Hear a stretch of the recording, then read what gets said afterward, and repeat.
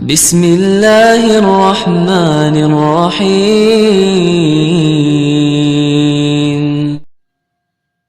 ونعوذ بالله من شرور أنفسنا ومن سيئات أعمالنا.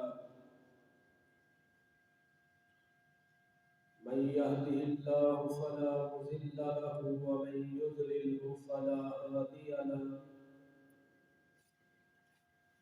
وأشهد أن لا إله إلا الله وحده لا شريك له. وأشهد أن محمدا عبده ورسوله. اللهم صل على محمد وعلى آل محمد كما صليت على إبراهيم وعلى آل إبراهيم إنك حميد مجيد.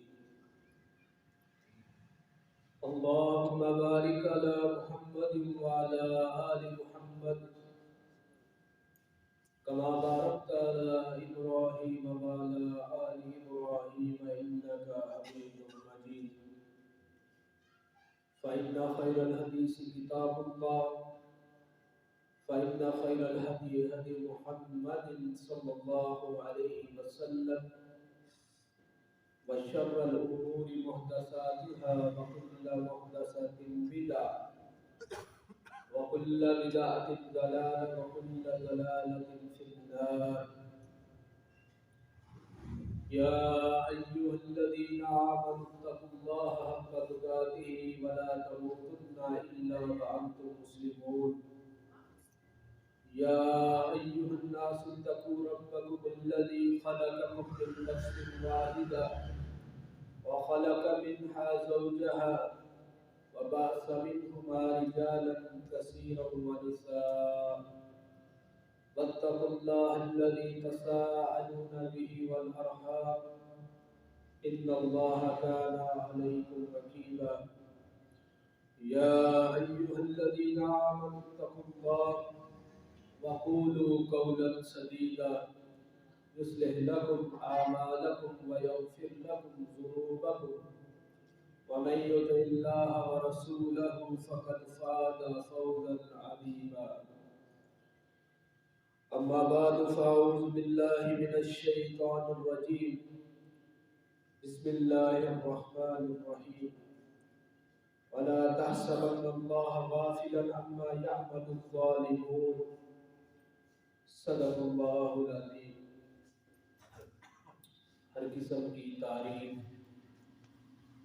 حمد و ثنا بڑائی کبریائی بزرگی برتری اللہ وحدہ لا شریک کی ذات کے لیے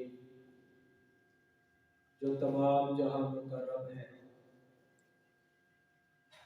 انگنت لا تعداد درود و سلام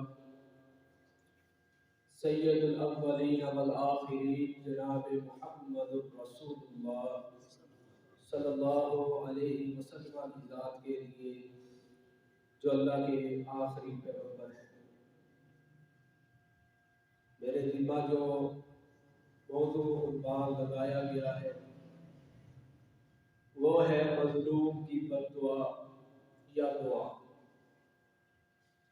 دنیا میں دو قسم کے لوگ ہوتے ہیں، ایک ظالم ہوتا ہے ایک مظلوم ہوتا ہے. نبی محترم علیہ السلام نے آ کر دین اسلام سمجھایا تو ظلم کرنے سے بھی روکا. حالت کفر میں لوگ ظلم کرتے تھے، انسانوں پر، لوڈیوں پر، بیویوں پر، جانوروں پر. حضرات کیا ظلم ہوتا تھا کہ غلام سے غلطی ہوگی کان کاٹ دو، لوڈی سے غلطی ہوگی ناک کاٹ دو، حتیٰ کہ غلام سے غلطی ہو گئی اس کو قتل کر دو. یہ ظلم ہوتے تھے. جانور نے چلنے میں تھوڑی سی آئن بائن کی، کھڑے جانور کی ٹانگ کاٹ کر علیحدہ کر دو اس کو پتہ چلے، اس کے کانوں کو کاٹ کر علیحدہ کر دو اس کو پتہ چلے یہ کس طرح شوخی پہ آیا. تو دین اسلام جب آیا اس نے ظالم کو بھی روکا اور مظلوم بارے میں جو اہمیت تھی، جو فضیلتیں تھی، وہ تمام چیزیں بھی بتلا دی۔ اللہ کریم قرآن مجید کے اندر فرماتے ہیں وَلَا تَحْسَبَنَّ اللَّهَ، اللہ کریم حساب کرے گا، غافل نہیں ہے۔ جو لوگ ظلم کرتے ہیں کل قیامت کا دن ہوگا، ان کا کوئی عذر اور معذرت قبول نہیں کی جائے گی اور ان کی آنکھیں پھٹی کی پھٹی رہ جائیں گی۔ دنیا میں تو ظلم کرتا گیا لیکن کل قیامت کے دن فرمایا کوئی عذر اللہ کریم قبول نہیں کرے گی۔ آئیے نبی محترم علیہ السلام نے حضرت معاذ بن جبل رضی اللہ تعالیٰ عنہ کو ایک سپہ سالار یمن کا منتخب کر کے بھیجا۔ آپ نے حضرت معاذ کو اپنے قریب بٹھایا اور فرمایا معاذ، سپہ سالاری کے اندر، حاکمیت کے اندر تمہیں یہ کام نہیں کرنا، یہ کام نہیں کرنا اور یہ کام نہیں کرنا۔ سیدنا معاذ رضی اللہ تعالیٰ عنہ فرماتے ہیں اللہ کے نبی، میں آپ کی نصیحتیں تو سن رہا ہوں لیکن آپ بار بار یہ نصیحت کیوں کر رہے ہیں کہ کسی مظلوم کے ساتھ ناانصافی نہیں کرنی اور کسی ظالم کے ساتھ کھڑا نہیں ہونا اور کسی مظلوم کے ساتھ اور ظلم نہیں کرنا۔ پاک پیغمبر علیہ السلام نے فرمایا معاذ، جب تم کسی مظلوم کے اوپر ظلم کرو گے، ظالم کے ساتھ کھڑے ہو جاؤ گے، تب ایک دن ایسا آئے گا اللہ کریم تمہاری حاکمیت کو تباہ کر کے آنے والی نسلوں کے لیے عبرت کا نشان بنا دیں گے۔ یہ ظلم اتنا برا اور اتنی گندی چیز ہے۔ بخاری شریف کے اندر پاک پیغمبر علیہ السلام نے فرمایا لوگوں، ظالم کی بھی مدد کرو، مظلوم کی بھی مدد کرو۔ صحابہ اکرام نے کہا اللہ کے نبی، مظلوم کی مدد تو سمجھ آتی ہے، ظالم کی مدد کس طرح کرے؟ آپ نے فرمایا ظالم کو ظلم کرنے سے روکو، مظلوم کا ساتھ دو۔ یہ نہیں کہ غریب آدمی پر ظلم ہوا ہے تم اس کے ساتھ کھڑے ہونے کی بجائے تگڑے آدمی کے ساتھ کھڑے ہو جاؤ۔ یہ پاک پیغمبر علیہ السلام کی تعلیمات تھی۔ آئیے نبی پاک صلی اللہ علیہ وسلم نے فرمایا 3 قسم کے ایسے لوگ ہیں جن کی اللہ پاک دعا کو رد نہیں کرتا یا بد دعا کو رد نہیں کرتا۔ ان میں سے ایک ایسا آدمی جس کے اوپر ظلم ہوا، جب وہ اللہ کے سامنے ہاتھ اٹھا کر کہتا ہے رب کریم میں مظلوم، زیادتی ہوئی، اللہ کریم میرے لیے آسانی پیدا فرما دیجئے، جب وہ ہاتھ اٹھا کر اللہ سے دعا کرتا ہے، حدیث کے الفاظ ہیں رب کریم آسمانوں پر بیٹھے ہوئے فرماتے ہیں مجھے میری قدرت کی قسم، مجھے میری غیرت کی قسم، میں ضرور اس مظلوم کی جس کے اوپر ظلم ہوا ہے میں اس کی مدد کروں گا، تھوڑی دیر بعد کروں میری مرضی، موقع پر ظلم کی اس مظلوم کی مدد کر دوں تو میری مرضی۔ اللہ کریم مظلوم کی دعا کے اوپر قسمیں اٹھا کر باتیں فرماتے ہیں فرشتوں کو۔ اور ایک حدیث کے اندر پاک پیغمبر علیہ السلام نے فرمایا مظلوم اور اللہ کے درمیان کسی قسم کا پردہ نہیں ہے۔ ہاتھ اٹھا کر کہتا ہے رب کریم میری التجا کو سن لے، اللہ کریم اس کی دعا کو اس طرح آسمانوں پر اٹھاتے ہیں جس طرح بادلوں کو آسمانوں پر اٹھایا ہے۔ یہ مظلوم کی دعا ہے، یہ مظلوم کی بد دعا ہے۔ حضرت عائشہ صدیقہ رضی اللہ تعالی عنہ، ان کے پاس ایک سیاہ رنگ والی لونڈی آیا کرتی تھی۔ اس نے دین کی علم، دین کی باتیں سیکھنی سیدہ عائشہ سے، اور جاتی جاتی کچھ شعر پڑھ کر جانے، عربی کے کچھ کلمات کہہ کر جاتی تھی۔ اس کا مفہوم یہ ہے اللہ کے بنائے ہوئے دنوں میں سے وہ عجیب دن تھا جس دن میں کفر سے نکل کر مسلمانوں کے درمیان ایمان کے اندر داخل ہو گئی۔ سیدہ عائشہ نے ایک مرتبہ پوچھا بتلا جب بھی ملتی ہے بس مجلس کا اختتام ہوتا ہے تب تو یہی شعر پڑھ کر جاتی ہے؟ اس نے کہا میں فلاں قبیلے کے اندر لونڈی تھی، اب جس گھر کے اندر لونڈی کام کرنے والی تھی اس گھر کی بچی کی شادی وہ بچی باتھ روم کے اندر نہانے کے لیے غسل کرنے کے لیے تیاری کے لیے گئی.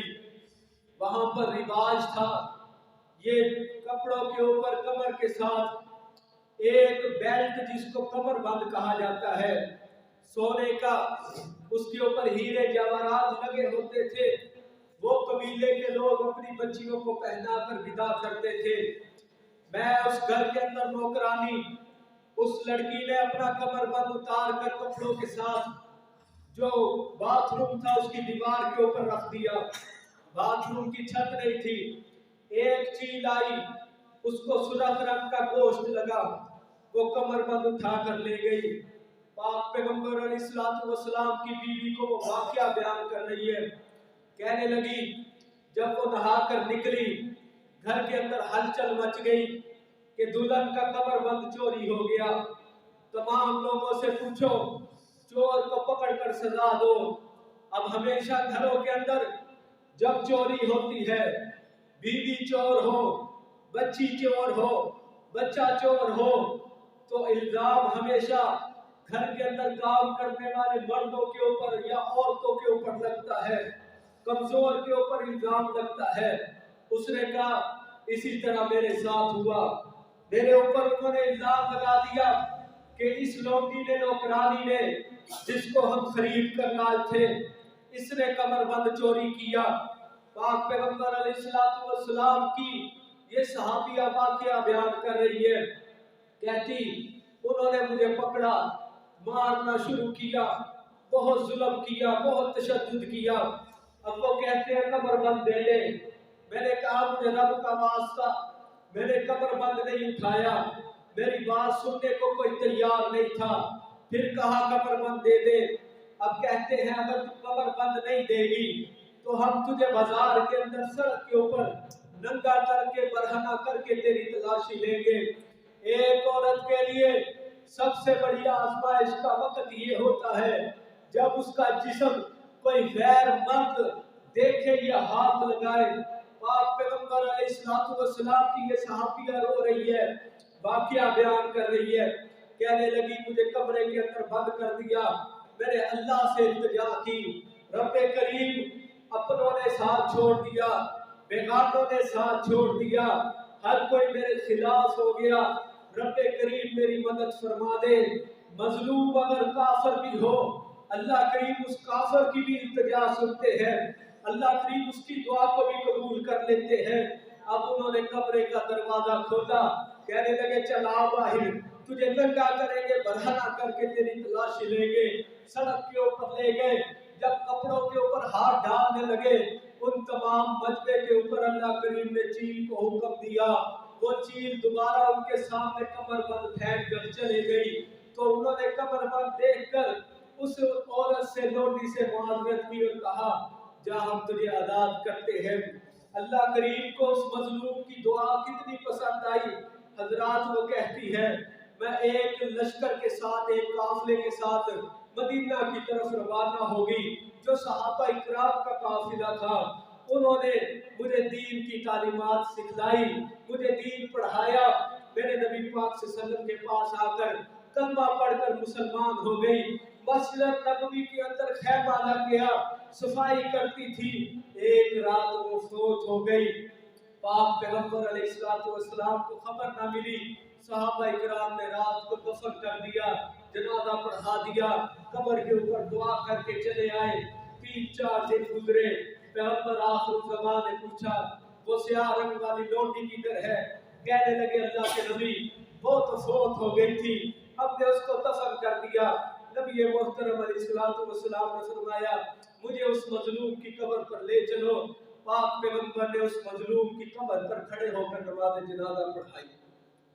اس سارے واقعے کے اندر دیکھیے جب اس نے اللہ سے التجا کی تھی تب وہ مسلمان نہیں تھی, تب وہ صحابیہ نہیں تھی. اللہ کریم کیا سبق دے رہے ہیں, ظلم اگر کسی کافر پر بھی کیا جاتا ہے ہم اس کی دعا کو قبول کر کے ظالم کو مٹا دیتے ہیں. آگے چلیے, نبی پاک صلی اللہ علیہ وسلم کا صحابی حضرت زید رضی اللہ تعالیٰ عنہ, ان کا مکان بہت خوبصورت تھا, زمین بہت सरसब्ज और शादाब थी। एक बुढ़िया औरत आई, आकर कहती है ज़ैद ने मेरे मकान पर कब्जा किया हुआ है, ये मकान मेरा है। सैयदना ज़ैद रज़ियल्लाहु ताला अन्हु वो कह रहे हैं कि ये मकान मेरा है। सहाबा इकराम ने हजरत ज़ैद को भी बुलाया, उस बुढ़िया को भी बुलाया, कहा अगर ये मकान आपका है, आप कोई रजिस्ट्री, कोई स्टाम्प, कोई इसका प्रूफ लेकर आए, सबूत दीजिए, हम हजरत ज़ैद से आपको मकान दे देंगे। सैयदना ज़ैद रज़ियल्लाहु ताला अन्हु शुरू से इस घर में रहते हैं, हमें तो इस बात का इल्म नहीं कि इन्होंने कब्जा किया हो। तो वो कहने लगी अब प्रूफ कोई नहीं, स्टाम्प कोई नहीं, सबूत कोई नहीं, बस ये कह रही है मकान मेरा है, मेरा है, मेरा है। हजरत ज़ैद रज़ियल्लाहु ताला अन्हु से सहाबा इकराम ने कहा आप कसम उठा ले, हम इस बुढ़िया को मदीना से बाहर निकाल देंगे। सैयदना ज़ैद रज़ियल्लाहु ताला अन्हु ने जो बात कही, आज के मुसलमानों को इस बात से कुछ सीखना चाहिए। हजरत ज़ैद कहते हैं अगर मैं इस ज़मीन के लिए अल्लाह के नाम को हल्का कर दूं तो मेरे ईमान वाला होने का क्या फायदा। इस तरह के 700 घर भी हो या 70 घर भी हो, कोई आकर मुझसे मांगे तो मैं उसको दे दूं, रब के नाम की कसम ना उठाऊं। और आज मुसलमान बात बात पर कुरान उठा लेते हैं, कसमें उठा लेते हैं। मैं लाहौर में था, वहां पर एक इमाम साहब का वाकया, एक इमाम साहब को उसके नमाज पढ़ने वाले तंग कर रहे थे। उन्होंने हमें बुलाया, कहने लगे आकर हमारा मसला हल कीजिए। जब हम वहां पर गए, एक आदमी ने कहा था कि आप फलां को मुसल्ला दे दे, तो वो नमाज पढ़ाए।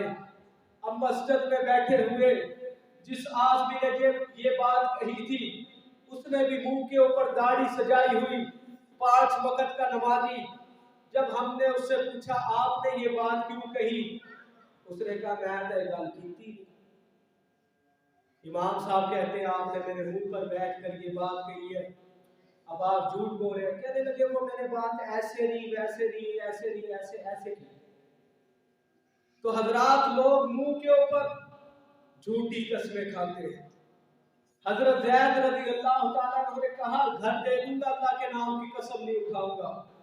जब घर दिया, आगे से फरमाया जा अल्लाह तुझे अंधा करके इसी घर के अंदर मौत दे। सहाबा इकराम गवाह थे, हफ्ता गुजरा, वो बुढ़िया अंधी हो गई। अब हजरत ज़ैद के घर में वो चीजों के साथ सहारा लगाकर चलती। सैयदना ज़ैद ने उस घर के अंदर कुआं खुदवाया था, उसी कुएं के अंदर उल्टा होकर गिर के हलाक हो गई। और मदीना के अंदर लोगों को सबक मिल गया, जो लोग किसी पर जुल्म करते हैं अल्लाह करीम फिर उनको इस तरह इबरत का निशान बना देता है। पुराने वक्तों के अंदर एक हाकिम गुजरे, हजरत शाह सलमान सल्जुकी रहमतुल्लाह अलैह। वो एक नहर के पुल से गुजर रहे थे, सामने एक औरत आकर खड़ी हो गई घोड़े के सामने। शाह सलमान सल्जुकी रहमतुल्लाह अलैह ने पूछा बतलाइए क्या मसला है। उसने कहा आपने बदला इधर देना है, ये कल क़यामत के दिन पुल से रात पर देना। आगे से शाह साहब ने कहा माँ जी जो मसला है आप इधर ही बदला ले लीजिए। जिन लोगों के दिल के अंदर ईमान होता है, जो लोग अकीदा तौहीद को सही तरह से अपनाते हैं, उनकी मिसालें फिर इस तरह होती हैं। उन्होंने कहा आप इधर बदला ले लीजिए, पुल सिरात के ऊपर बदला नहीं दे सकता। वो दिन बहुत खतरनाक दिन है। आज मुसलमान उस दिन को समझते कुछ नहीं, मिनट में कह देंगे तू मेरा देनदार है, कल क़यामत के दिन तू मेरा उस दिन देना देगा। हजरत शाह सलमान सल्जुकी ने कहा क्या मसला है बतलाइए। कहने लगी मैं एक बेवा औरत हूँ, मैं एक बेवा औरत, मेरी एक गाय थी, घास चर रही थी, तेरे फौजियों ने पकड़ कर दिबा करके गोश्त खा लिया। मैं मजलूम हूँ, ये जालिम है, बतला क्या बदला देगा। شاہ سلمان سلجوقی رحمت اللہ علیہ نے ہاتھ جوڑ کر معافی مانگی. معافی مانگنے کے بعد کہا اس ماں کو 70 دودھ والی گائے دو، یہ اس کا بدلہ ہے. اور تفسیر کی کتابوں کے اندر، تاریخ کی کتابوں کے اندر لکھا ہوا ہے 5 فوجی تھے جنہوں نے اس گائے کا گوشت کھایا، اور 1 سال کے اندر وہ 5 فوجی عبرتناک موت مرے. حضرات یہ مظلوم ہے، یہ مظلوم کی دعا اور بددعا ہے. آئیے امام ابن سیرین رحمت اللہ علیہ کعبے کا طواف کر رہے تھے. طواف کرتے کرتے ایک شخص کو دیکھا، وہ اللہ سے رو رو کر دعائیں کر رہے، اللہ کریم مجھے معاف کر دے، رب کریم مجھے لگتا ہے تو مجھے معاف نہیں کرے گا جتنا بڑا میرا گناہ ہے. حضرت امام سیرین رحمت اللہ علیہ نے پوچھا، ایک تو دعا مانگ رہا ہے، اوپر سے کہہ رہا ہے اللہ سے کہ تو میرا گناہ معاف نہیں کرے گا جتنا بڑا میرا گناہ ہے. اس نے اپنی دائیں جانب سے کپڑا اٹھایا، بازو دکھایا، سارا بازو لکڑی کا بن چکا ہے، سارا بازو سکڑ چکا ہے. سیدنا امام ابن سیرین رحمت اللہ علیہ نے اس سے پوچھا یہ کیا معاملہ ہوا تھا؟ اس نے کہا حضرت عثمان رضی اللہ تعالی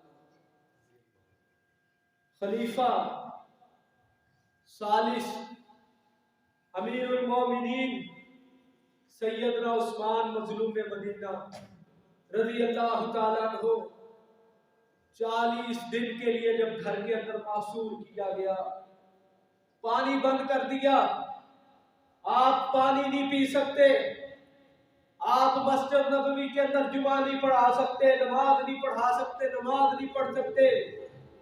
حضرت عثمان اور ان کی بیوی کو گھر میں قید کیا ہوا ہے. سیدنا علی رضی اللہ تعالیٰ عنہ آئے، امیر المومنین حکم کیجئے ہم ان کافروں منافقوں کی گردنیں اتار کر آپ کے سامنے لے آئے. سیدنا عثمان نے کہا اگر مجھے شہید بھی کر دیا جائے تو تم نے لڑائی نہیں کرنی. ایک حج کا مہینہ تھا، صحابہ اکرام حج پر گئے ہوئے تھے، 16-17 صحابہ جو مدینہ کے اندر موجود تھے. سیدنا عثمان نے لڑائی کی اجازت نہیں دی. پھر حضرت عثمان کے ساتھ کیا سلوک کیا گیا؟ ایک پوچھنے والے نے پوچھا اے عثمان بتلائیے آپ پانی کے بغیر کس طرح گزارا کرتے ہیں، آپ کھانے کے بغیر کس طرح گزارا کرتے ہیں؟ حضرت عثمان رضی اللہ تعالیٰ عنہ کہتے ہیں جب پیاس لگتی ہے تو رب کا قرآن پڑھ لیتا ہوں، اور جب بھوک لگتی ہے تو روزہ رکھ لیتا ہوں. حضرات جتنی دیر پانی نہ ملا، کھانا نہ ملا، سیدنا عثمان رضی اللہ تعالیٰ عنہ روزے رکھتے رہے. حضرت عثمان رضی اللہ تعالیٰ عنہ 82-83 سال عمر کے بزرگ سیدنا عثمان قرآن کی تلاوت کرتے رہے. کتنا ظلم کیا باغیوں نے.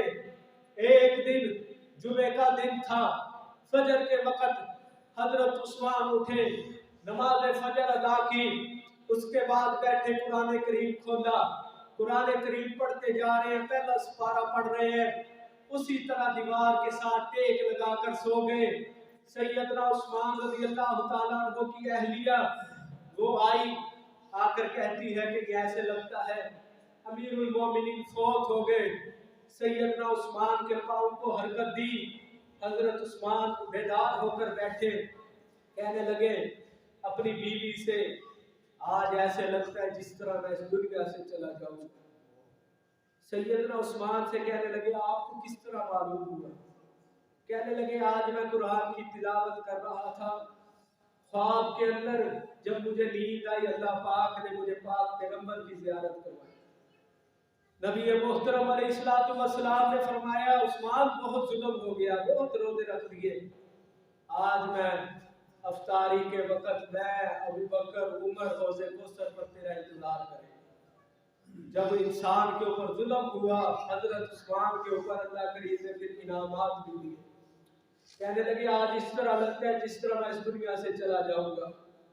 سیدنا عثمان رضی اللہ تعالیٰ عنہ عصر کے بعد قرآن کی تلاوت کر رہے تھے. 6-7 बागी दीवारें फलांग कर आए, आकर एक ने नेजा मारा सर के अंदर, खून का कोई मुसलमान कफन पहनाता है, मेरा रब आसमानों से 40 मर्तबा फरमाता है जा मैंने तुझे माफ कर दिया। और जब किसी को दफन करता है, अल्लाह करीम कहते हैं इस आदमी ने मकान बनाकर क़यामत तक के लिए गरीब आदमी को वक़्फ़ कर दिया। और जब कोई जनाजा पड़ता है, अल्लाह करीम फरमाते हैं इस आदमी को एक ओहद पहाड़ जितना जो सवाब दे दो। और जब कोई जाकर साथ दफन करवाता है, दुआ मांगता है, रब्बे करीम फरमाते हैं इसको 2 ओहद पहाड़ जितने अजर सवाब दे दो। इतना बड़ा अजर सैयदना उस्मान रज़ी अल्लाह ताला अन्हु पर इतने जुल्म हुए, लेकिन फिर उन लोगों का क्या हुआ? किसी का बाजू लकड़ी का बना हुआ, कोई इबरतनाक मौत मरा, कोई किस तरह मरा, कोई किस तरह मरा। हजरत उस्मान रज़ी अल्लाह ताला अन्हु की शहादत के बाद वो बागी तड़प तड़प कर इस दुनिया से गए। अल्लाह करीम ने लोगों को इबरतनाक ये चीजें दिखाई। एक पिछले वक्तों में ना सहाबा इकराम के दौर के अंदर एक जालिम था हज्जाज बिन यूसुफ। वो क्या करता, सहाबा को पकड़ता शहीद कर देता, सहाबा के शहीदों को पकड़ता शहीद कर देता।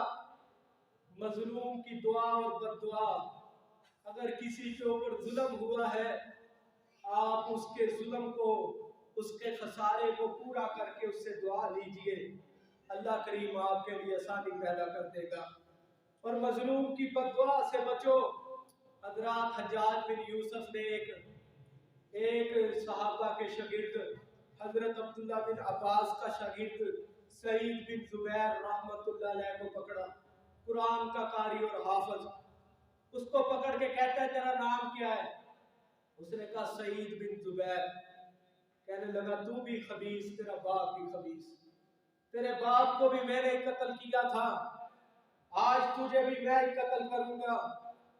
अपने जल्लादों को कहता है इसको पकड़कर हथकड़ियां लगाओ, इसको बेड़ियां लगाओ। उसने आगे से कहा ना तू मुझे मार सकता है, ना तू मुझे बचा सकता है, मौत का मालिक भी अल्लाह है, जिंदगी का मालिक भी अल्लाह है। कहने लगा ये बहुत बोलता है, इसको पकड़ कर ले जाओ। कत्लगाह की तरफ ले जाया गया। एक आदमी वापस आया, उसने कहा हज्जाज मैं 15 साल से इस जुबैर सईद बिन जुबैर रहमतुल्लाह अलैह को जानता हूँ, ये 15 साल के अंदर कभी नहीं मुस्कुराए, जब भी देखो कुरान की तिलावत करता है रोता है, कुरान की तिलावत करता है रोता है। आप इससे पूछिए ये क्यों मुस्कुरा रहा है? हज्जाज आया और कहने लगा बतला क्यों मुस्कुरा रहा है? उसने कहा मैं तो ये देख रहा हूं तू कुछ भी नहीं कर सकता, जुल्म कर रहा है, और मेरा रब सब कुछ कर सकता है, वो फिर भी तेरे जुल्म को देखकर सब्र करके बैठा हुआ है। मैं तो इस वजह से मुस्कुरा रहा हूं कि मुझे शहादत की मौत मिल जाएगी। हजरात उसने आगे जुल्म किया, कहने लगा गाय की खलड़ी लेकर आओ, खाल लेकर आओ, इस लड़के को, इस हाफिज को उसके अंदर लपेट कर जमीन पर उठाकर मारो। उस कुरान के हाफिज और कारी को पकड़ा, जमीन पर उठाकर मारा, उस खाल के अंदर लपेट दिया गया। कहा इसकी गर्दन को सीधा करो, मैं इसकी गर्दन काटूंगा। जब गर्दन काटने लगे तो किबले की तरफ मुंह था। उसने कुरान की आयत पढ़ी, कहने लगा अल्लाह तेरा शुक्र है, मेरा मुंह तेरी तरफ है और मैं मुशरिकों में से नहीं हूँ। कहने लगा इसका मुंह दूसरी तरफ करो, ये बहुत बोलता है। हजरात दूसरी तरफ मुंह किया, उसने कहा मशरिक में भी अल्लाह, मगरिब में भी अल्लाह, शुमाल में भी अल्लाह, जुनूब में भी अल्लाह, जहां भी जाओ रब की कुदरत, जहां भी जाओ रब का इल्म, तुम मुझे मार दे कोई मसला नहीं। हज्जाज मैं बद्दुआ देता हूँ मेरे बाद तो किसी मुसलमान को मारने के काबिल ना रहे। हज्जाज ने पकड़कर उसकी गर्दन उतार कर शहीद कर दिया। हजरात उस आदमी की, उस हाफिज की अल्लाह ने बद्दुआ कबूल की। जब हज्जाज बिन यूसुफ रात को सोया, وہ قرآن کا حافظ اور قاری اس کے خواب کے اندر آ گیا، چیخے مارنے لگا، اپنے سپاہیوں کو بلا لیا، میرے ساتھ لیٹو۔ 15 دن اس کے بعد حجاج زندہ رہا، اور اس کی کیفیت کیا تھی؟ خواب کے اندر اس حافظ قاری کو دیکھ کر چیخے مارتا، اتنا تیز بخار ہو گیا، اس کے سپاہی گرم سلاخیں لگا کر اس کے جسم کو گرم کر رہے تھے، لیکن حجاج کو کوئی اثر نہیں ہو رہا۔ 15 دن بعد اس دنیا سے ہلاک ہو کر چلا گیا۔ ایک آدمی کو خواب کے اندر حجاج ملا، اس نے کہا بتلا حجاج، اللہ نے تیرے ساتھ کیا سلوک کیا؟ کہنے لگا میں نے جس کو بھی دنیا کے اندر قتل کیا، اللہ نے اس کے بدلے میں مجھے 1 مرتبہ قتل کیا، لیکن میں نے اس قرآن کے حافظ اور قاری پر جو ظلم کیا اس کے بدلے میں اللہ پاک نے مجھے 70 مرتبہ قتل کیا۔ تو جو مظلوم کی بد دعا دیتا ہے اس کی دنیا بھی برباد، آخرت بھی برباد ہو جاتی ہے۔ جو مظلوم کی دعا لیتا ہے اللہ کریم اس کی دنیا بھی سنوار دیتا ہے، آخرت بھی سنوار دیتا ہے۔ رب کریم ہمیں عمل کی توفیق عطا فرمائے۔ ربنا تقبل منا انک انت السمیع العلیم۔